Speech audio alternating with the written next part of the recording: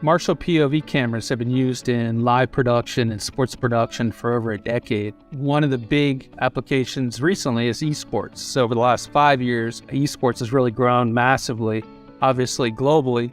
But Marshall, specifically for the POV cameras, put over the monitor, capturing the player's face, as player cameras, that excitement during competition, wins and losses and defeats, all that storytelling capability, capturing the face of the gamer is really essential in esports production, and Marshall's been a big part of it ever since the beginning.